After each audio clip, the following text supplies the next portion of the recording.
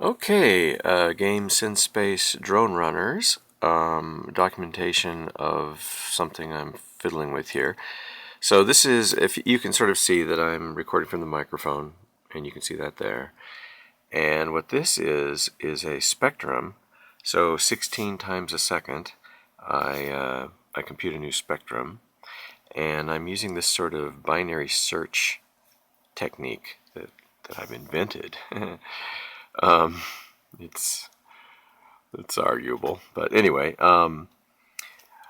And the buckets, the frequency buckets into which the spectrum is divided, each of these bars represents one note of the standard MIDI musical instrument standard. So the slightly brighter bars at regular intervals are octaves. So that's C0, C1, C2, C3, C4, C5, C6, C7, C. Anyway. And the idea is to be able to use a microphone as sing into it, and then I, turn that into piano keyboard strokes, with the current instrument, or other applications where frequency domain information is more interesting than time domain.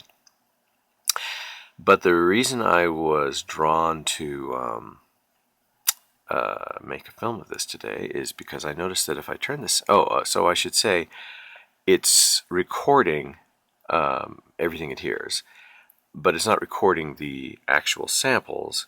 It's recording these snapshot spectrograms. So as you can see from here, I've recorded about 4,000 of them so far. Now I'm going to stop recording. Okay, and then I'm going to turn the sound on. And I'm going to turn the sound way up. And what you're hearing is whatever I'm seeing here, whatever spectrum is currently being displayed, I'm playing it back by adding together sine waves at all of these frequencies. Now, I've actually got it constrained somewhat right now so that it's only doing frequencies in about that range there. Even though I compute the spectrogram for the full thing. The dark areas here are places where I ruled that there was insufficient energy to be worth doing any further looking in those regions. If I push play, it's going to play back everything that it's heard, those 4,000 samples. And when I have this working as well as I want it to be working, that should be, if it's a recording of music, it should sound pretty good. And if it's a recording of voice, it should sound like it's voice, but probably pretty garbled. I mean, my whole goal is to have a way of having something that carries the emotional content of voice, but does not actually carry the words, since I don't want to take responsibility for people using bad language. But I do want to carry the emotions. Anyway, so I'm going to push the play button, and it's not going to sound good. It's just going to sound like a bunch of this over and over again.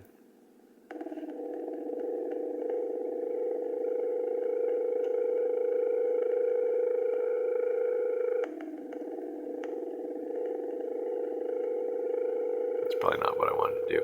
But anyway, you'll notice that it kind of went to that frequency right away. It's like clearly it's hearing that. Now I had the volume up at this time, so what it's hearing is itself.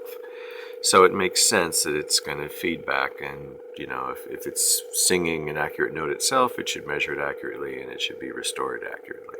Everything's fine. But during this recording, and again we're still playing back, so it's not recording right now, you can see some action here that's me talking. And what I would do is I would talk loudly enough at different frequencies to make this local peak go away.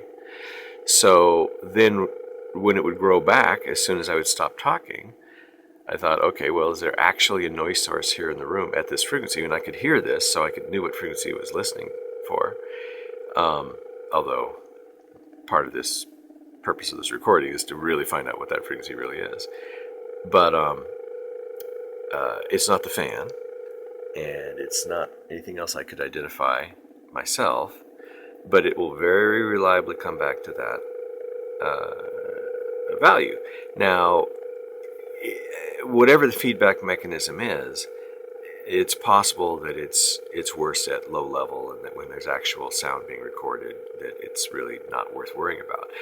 But as far as me getting a really strong peak when I know that there is no actual signal at that frequency, I'm assuming that it's some sort of resonance in the filter I'm using, or some other interesting factoid.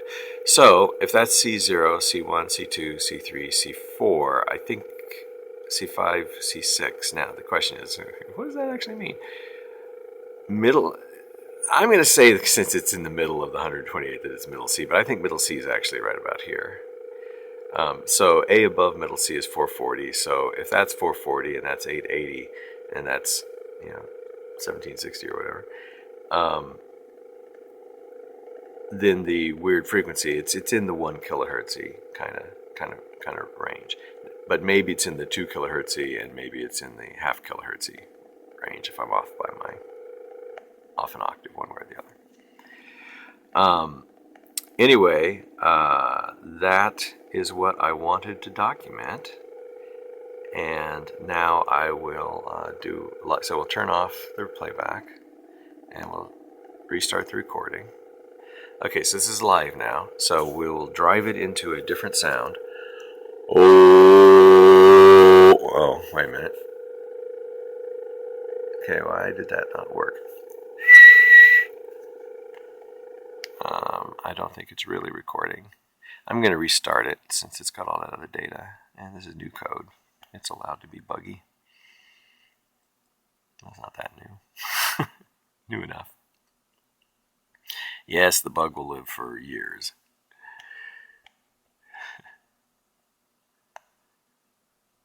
Yeah. Okay, so blah, blah, blah. I talk. Oh, here, I whistle a note. I whistle a different note. I whistle a different note.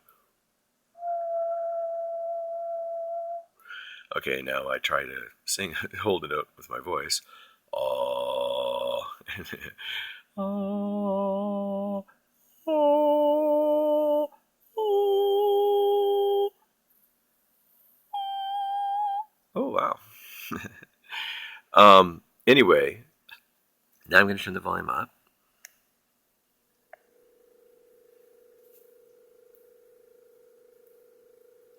And now I'm going to drive that sound out of existence. Oh, I'm louder. Ooh.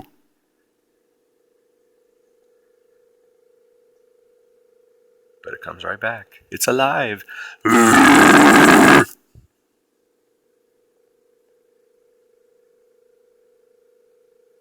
Anyway, pretty cool, huh? So I'm hoping this will turn into something nifty, but if it doesn't, it's at least this cool.